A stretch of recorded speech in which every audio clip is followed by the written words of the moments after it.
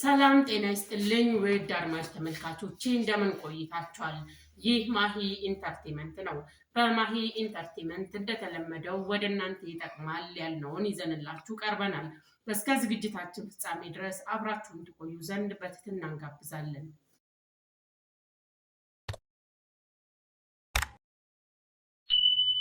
እነሆ እንደተለመደው ዛሬም አንድ ፕሮግራም ወደ እናንተ በመቃኘት ይዘንላችሁ መጥተናል። እናንተም እስከ ዝግጅታችን ፍጻሜ ድረስ አብራችሁን ከቆያችሁ ለእናንተ ይጠቅማል ያልነውን ከኛ ትቀስማላችሁ ማለት ነው። እስከ ዝግጅታችን ፍጻሜ ድረስ አብራችሁን ቆዩ። በዚህ መሃል ግን ሁላችሁም ሰብስክራይብ ያላደረጋችሁ አድማጭ ተመልካቾቻችን ሰብስክራይብ በማድረግ እንደዚሁም ደግሞ ሼር ላይክ እያደረጋችሁ እስከ ዝግጅታችን ፍጻሜ ድረስ አብራችሁን ቆዩ። እንግዲህ በዛሬው ፕሮግራማችን ወደ እናንተ ይዘንላችሁ የቀረብነው እንደዚህ እናስቃኛችኋለን።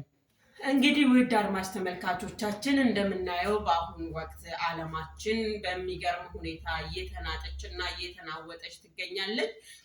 ከዚህም እንግዲህ እጅግ በጣም ሰፊውን የዓለማችን ክፍል ማለት ይቻላል በጦርነት የታጀበ ሆኗል። ዜጎቻቸው በሰቆቃ በፍርሃት እንዲኖሩ ምክንያት እየሆነ ነው። እንግዲህ የስልጣኔውን ጥግ የተባለውን የመሳሪያ አይነት እየተጠቀሙ ይገኛል። እንግዲህ አሁን በዓለም ሀገራት ውስጥ እጅግ ሰፊውን ቦታ ይዛ ያለችው እስራኤል በምን መልኩ ትገኛለች የሚለውን ወደ እናንተ ዳሰሳ ለማድረግ ነው።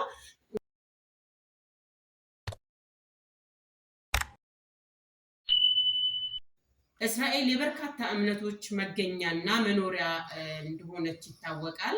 ታዲያ እቺ እስራኤል የበርካታ እምነቶች መኖሪያ ብትሆንም ዋነኛውና የመንግስት መስራች እምነት አይሁድ ወይም ደግሞ ጁዲዝም የተባለ ሃይማኖትን ይከተላሉ። በሀገሪቱ ውስጥ ያሉት ዋና ዋና እምነቶች የህዝብ ስብጥር እንደሚከተለው ወደ እናንተ ገልጽላችኋለሁ።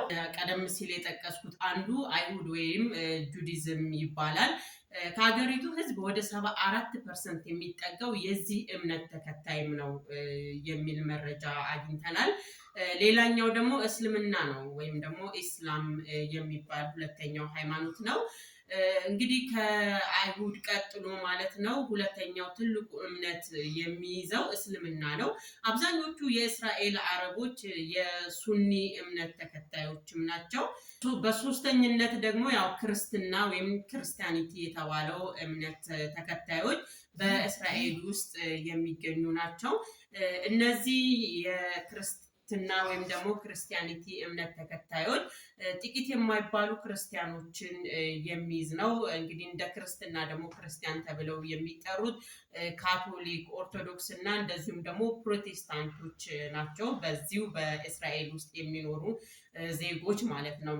እንደዚሁም ደግሞ ሌሎች ሃይማኖቶችም ያው በአናሳነት በቁጥር አነስ ያሉ ሌሎች ሃይማኖቶችም አሉ። ለምሳሌ እንደ ድሪዝም እምነት ተከታዮች እና ምንም አይነት የሃይማኖት ተገዥም ያልሆኑ ሌሎች ዜጎች እንዳሉም ይነገራል ማለት ነው። እምነት ወይም ደግሞ ይሁዲነት እና ክርስትና ሁለቱም ከአብርሃም እምነቶች የሚመደቡ ቢሆኑም በመሰረታዊ አስተምህሮቶቻቸው ላይ ከፍተኛ ልዩነት እንዳላቸው ይታመናል።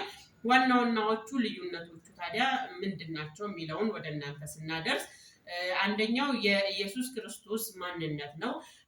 ክርስትና ኢየሱስ ክርስቶስ መለኮታዊ ስጋዊ የለበሰ የእግዚአብሔር ልጅና ዓለምን ለማዳን የመጣ መሲህ አድርገው ያምናሉ ማለት ነው። የአይሁድ እምነት ግን ኢየሱስ እንደ መሲህ ወይም እንደ አምላክ አይቀበሉም። መሲህ ገና ወደፊት ይመጣል የሚል እምነት ነው ያላቸው ማለት ነው። በሶስተኝነት ደግሞ ቅዱሳን መጽሐፍት ናቸው። ቅዱሳን መጽሐፍት የአይሁድ እምነት ዋና መሰረቱ ብሉይ ኪዳን ነው።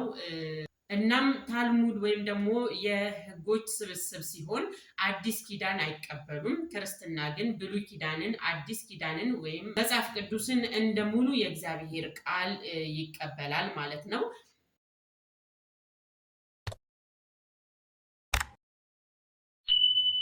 የአምላክ አንድነት ወይም ስላሴነት ክርስትና በአንድ አምላክ በስመ አብ በወልድ በመንፈስ ቅዱስ ያምናል ማለት ነው። የአይሁድ እምነት ግን ስላሴን አይቀበሉም ማለት ነው። አምላክ ፍጹም አንድ ነው የሚል ጽኑ እምነት አላቸው። ደህንነት በክርስትና ደህንነት የሚገኝ በኢየሱስ ክርስቶስ በማመንና በጸጋው ነው። በአይሁድ እምነት ደግሞ ደህንነት ወይም ከእግዚአብሔር ጋር ያለው ግንኙነት የሚመሰረተው ሕግጋትን ወይም ሕገ ኦሪትን በመጠበቅና መልካም ስራዎችን በመስራት ላይ ነው ማለት ነው። እንግዲህ ስለ ሃይማኖት ሁኔታቸው ይህንን ይመስላል። ሌላው እንግዲህ በዚሁ በእስራኤል አገር ማለት ነው እንደ ሕግ ሊጸድቅ በመሯሯጥ ላይ ያሉት አንድ ነገር አለ፣ አንድ ሕግ አለ። ይኸውም ሕግ በየትኛውም የእስራኤል አካባቢዎች ላይ የትኛውም ክርስትና እንዳይሰበክ የሚል ሕግ እንግዲህ ለፓርላማም አቅርበዋል የሚል ጽሁፍ ይዘው ለፓርላማ እያቀረቡ ይገኛል። ይህንን ሃይማኖት ሲሰብክ የተገኘ መጽሐፍ ቅዱስ ይዞ ሲሰብክ የተገኘ ሰው እስከ 2 ዓመት ድረስ እንዲፈረድበት በመሯሯጥ ላይ ይገኛሉ ማለት ነው። እስቲ ይህንን በተመለከተ አንዲት የህግ ባለሙያ ኢትዮጵያዊት እንደዚህ ተንትነዋለች ማለት ነው።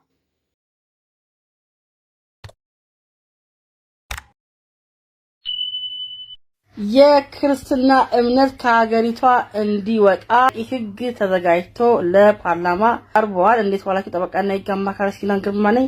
ይሄ ረቂቅ ህግ እንግዲህ የወጣው የክርስትና እምነት እንዲቀር ከሀገሪቷ እንዲወጣ ማለት ነው።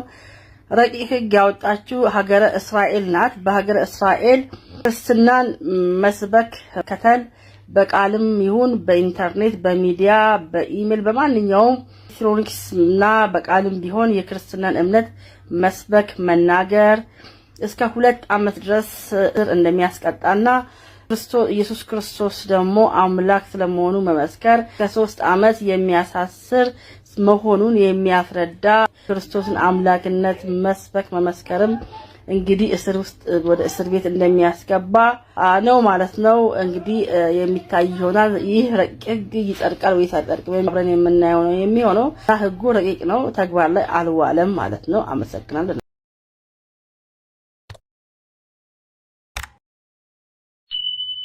Conservative Christian leaders are calling on Prime Minister Benjamin Netanyahu to stop a bill proposed by members of his coalition to make it criminal to tell people about Jesus in Israel. Our Jerusalem correspondent Daniel Cohen is live in Tel Aviv with more. Good morning, Daniel.